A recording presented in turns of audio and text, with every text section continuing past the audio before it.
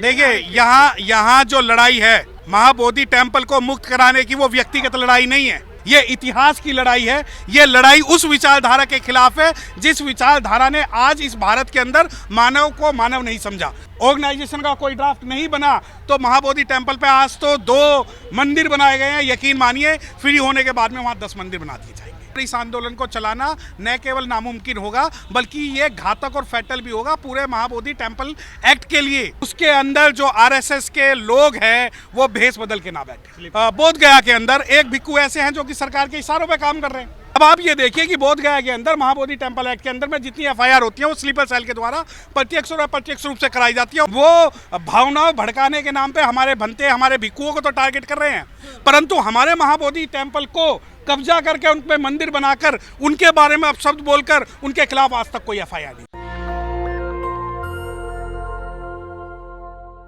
देखिए बोध गया मुक्ति आंदोलन और महाबोधि जो मुक्ति आंदोलन है, दिल्ली में 2 दिवसीय एक आज सम्मेलन भी हुआ जिसके अंदर बुद्धिस्ट समन्वय संघ बनाने का एक प्रस्ताव पारित हुआ।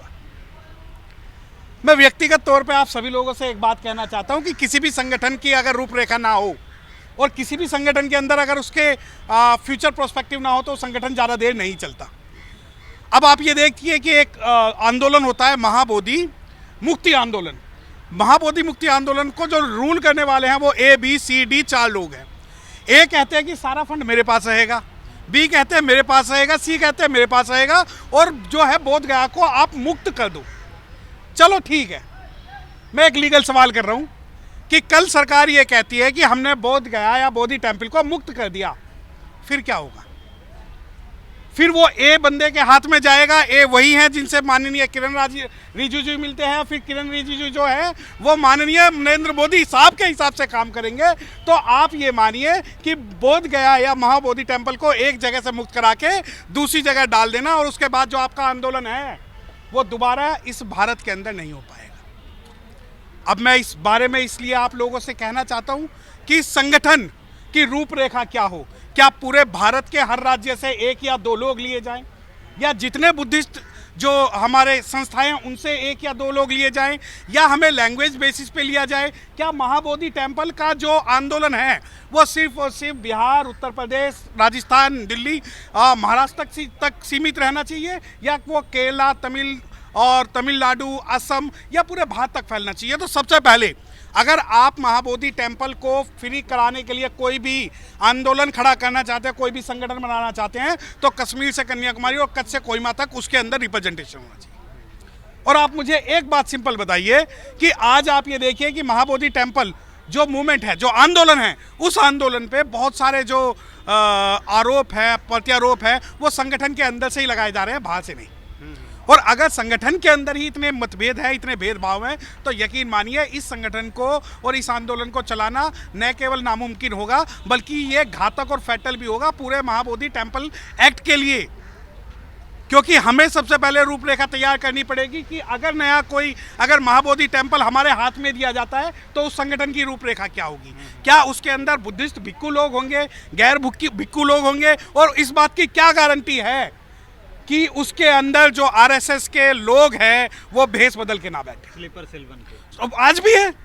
अब आप ये देखिए कि बोध गया के अंदर महाबोधि टेम्पल एक्ट के अंदर में जितनी एफआईआर होती है वो स्लीपर सेल के द्वारा प्रत्यक्ष और अप्रत्यक्ष रूप से कराई जाती है। और ये हमारे पार्ट पे एक फेलियर है कि हमने अभी तक उन लोगों के खिलाफ कोई एफआईआर नहीं कराई।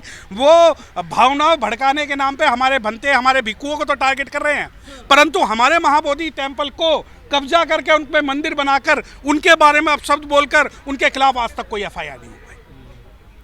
क्या कोई भी संगठन, कोई भी लड़ाई, अब चाहिए इंटरनेशनल लड़ाई हो या नेशनल लड़ाई हो, इस महाबोधि टेम्पल एक्ट के लिए सबसे पहले पूरे भारत से हमें एक प्रारूप बनवाना पड़ेगा। और जिस आंदोलन के अंदर, आपको मैं एक सिंपल भाषा में समझा देता हूं कि अंग्रेज जब छोड़ के गए तो उसके बाद में जब भारत का शासन हुआ तो वो संविधान से हुआ, और आज हमें जो अधिकार मिले संविधान से मिले। और अगर महाबोधि टेम्पल एक्ट का कोई ड्राफ्ट, ऑर्गेनाइजेशन का कोई ड्राफ्ट नहीं बना तो महाबोधि टेम्पल पे आज तो 2 मंदिर बनाए गए हैं। यकीन मानिए फ्री होने के बाद में वहाँ 10 मंदिर बना दिए जाएंगे। लेकिन पूरे देश की बात आप कर रहे हैं तो कोई बाउंडेशन तो नहीं लगाया गया है, लोग अपने इच्छा अनुसार इसमें जुड़ रहे हैं।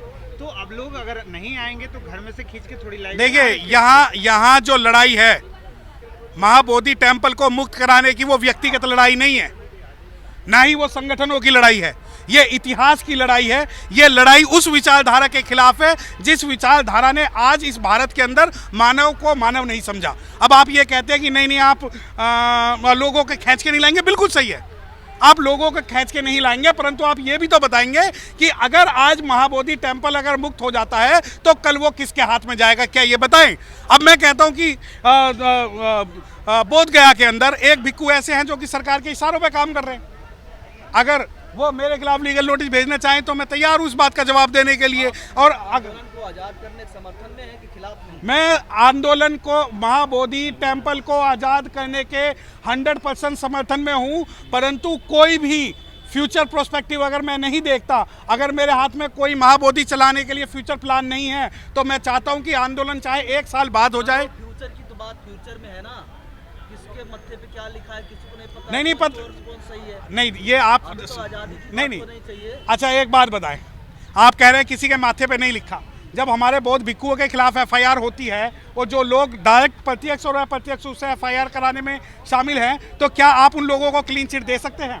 दूसरी बात कि यहाँ पर व्यक्तिगत बात कुछ नहीं है, महाबोधि टेम्पल मुक्त होना चाहिए, परंतु वो ऐसा नहीं कि 2 साल के लिए मुक्त हो जाए और फिर हम उसी गुलामी में चले जाएं जिस गुलामी में आज हैं। अभी जो कमेटी बनी है इसमें आरएसएस के लोग शामिल नहीं होंगे? नहीं वही तो हमारा सवाल है। अभी जो कमेटी नहीं देखिए मैं नहीं मेरी, क्योंकि मैंने स्टेज पर भिक्षुओं के रूप में देखे हैं जो आरएसएस के लोग हैं, जो मोहन भागवत जिन्होंने सम्मानित करता, वो लोग आज स्टेज पर देखिए मैं मैं बिल्कुल आपकी बात से 100% सहमत हूँ, और ये सहमत इस वजह से हूँ कि 1000 लीटर दूध को भी एक नींबू फाड़ देता है, और उस नींबू को हमें हटाना पड़ेगा अगर दूध में से मलाई निकालनी है और दूध में से दही निकालना है। और ये जो आपका सवाल है, ये बिल्कुल 100% मेरा भी शंका यही है कि हमें 5 आदमी पूरे भारत से मजबूत मिल जाएं, परंतु वो मिशनरी हो और वो जो लोग हैं वो महाबोधि टेम्पल के लिए तन मन धन से और पूरे समाज के जो उम्मीद के हिसाब से लड़ाई लड़ें। मतलब इसमें और सुधार अगर महाबोधि उन लोगों के खिलाफ क्या कार्रवाई करेंगे जो आज स्टेज पर बैठे? नहीं देखिए मैं खुद सम्मानित, देखिए मैंने आपको क्या फोटो जारी हुए थे जी, और वो आज आपके स्टेज पर बैठे हैं।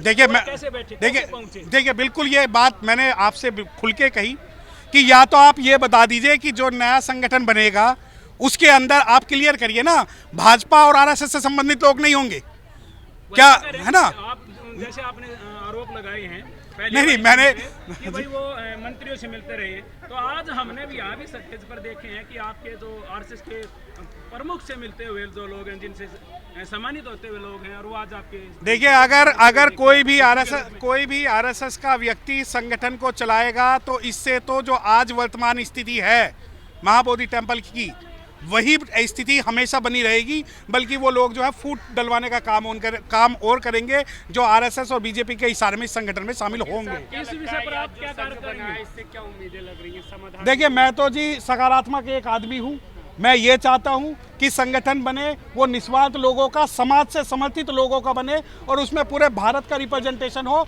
और संघ बनाने के साथ साथ सबसे पहले एक ड्राफ्ट बनाना चाहिए, उस ड्राफ्ट के अंदर अगर भविष्य में महाबोधि टेम्पल एक्ट, अगर महाबोधि टेम्पल अगर फ्री होता है तो किन लोगों को सौंपा जाएगा, और वो लोग क्या सत्य निष्ठा से, ईमानदारी से, सामाजिक होकर, बुद्धिस्ट होकर बुद्धिज्म को फैलाते हुए उसमें काम करेंगे, या किसी एक विशेष विचारधारा को उसके अंदर डाल के निस्तनाबूद करने का काम करेंगे। क्योंकि अगर मुझे संघ और आरएसएस के लोगों को ही अगले संगठन का सारा जिम्मा देना है, तो इससे तो 1 साल बाद महाबोधि टेम्पल फ्री हो जाए, मैं ये चाहता हूँ। नेशनल दस्तक की आपसे गुजारिश है कि अगर इसको बचाना चाहते हैं तो नेशनल दस्तक को सब्सक्राइब करने के लिए रेड कलर के सब्सक्राइब बटन को दबाएं, फिर बेल आइकन की घंटी दबाएं। नेशनल दस्तक को बचाने के लिए बहुत जरूरी है कि हर खबर को शेयर करें, लाइक करें, कमेंट जरूर करें।